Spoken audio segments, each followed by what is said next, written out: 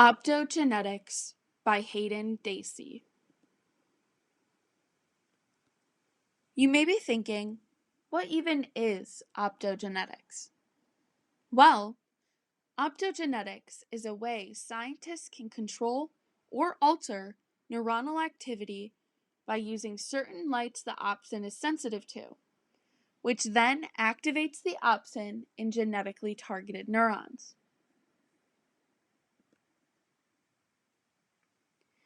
Here is a picture of what optogenetic experiments look like in a mouse.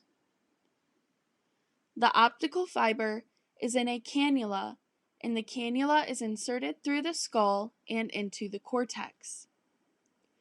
The optical fiber is small and thin enough to limit physical damage while still being able to activate the rhodopsin-expressing neurons.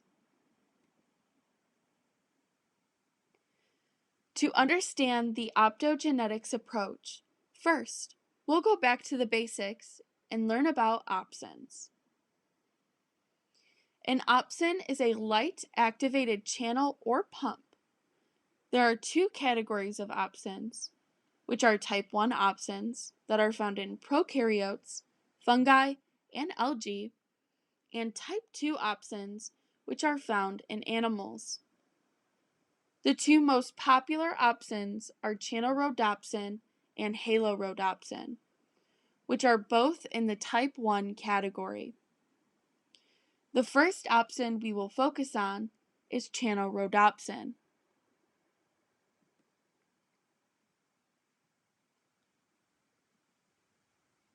Channel rhodopsin is a channel that is activated by blue light, which triggers a conformational change to allow for the influx of sodium.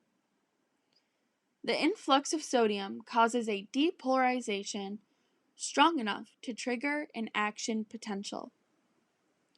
For those of you that may be confused, an action potential is defined as an elementary unit of nerve impulses, the axons used to convey information across long distances. It is all or none, regenerative, and propagates unidirectionally in an axon. A demonstration of channel rhodopsin is to the left of the screen. This shows the channel before blue light and after blue light being applied. There is an influx of sodium, which leads to depolarization.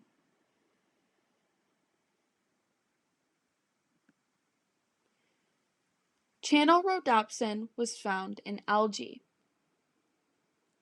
Scientists can take the channel rhodopsin and place it in neurons.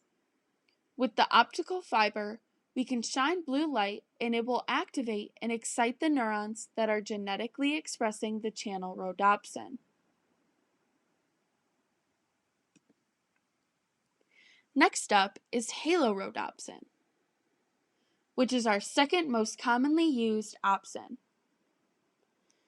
Halorhodopsin is an inward chloride pump that is activated by yellow light. Just as channel rhodopsin, it can be genetically expressed in neurons. While channel rhodopsin is excited by blue light and results in depolarization, halorhodopsin is the opposite. It is inhibited by yellow light and results in hyperpolarization. In the demonstration of halorhodopsin to the right of the screen, you can see that when yellow light is placed on the opsin, there is an influx of chloride, which causes a hyperpolarization. A hyperpolarization brings the electrical potential inside the neuron to a more negative value, which inhibits the firing of action potentials. You may be wondering how the opsin gets into the neurons, for lack of better terms. Well, first, the promoter and gene encoding opsin is isolated, and the construct is pieced together. The construct which is the promoter in gene encoding opsin, is inserted into a virus. Then, the virus is injected into the brain into target neurons that will express the opsin. The optrode that I spoke about in the beginning of the video, with the optical fiber, is inserted into the cortex. Once these steps are completed, all we have left to do is shine the laser light of a specific wavelength that the opsin responds to. After all of this, we can record the electrical activity of the neurons and the behavior of the animal. This allows us to understand how to control neurons and the result of doing so. What is the point of optogenetics? Well, first, in simpler terms, optogenetics allows us to explore neurons and cells like we never have before. This research approach aids scientists in their understanding and research of neural circuits and their role on behavior. We can take the information and research gained from optogenetics to treat diseases and disorders in the central nervous system. In more expanding research, the approach has been utilized in the possibility of treating cardiac arrhythmias. Obviously, there are plenty of advantages to opsins.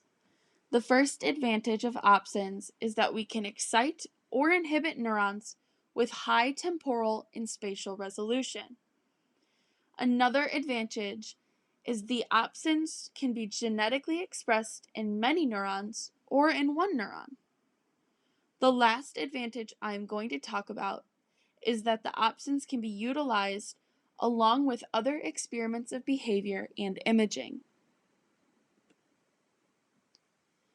Although there are many advantages, there are also disadvantages.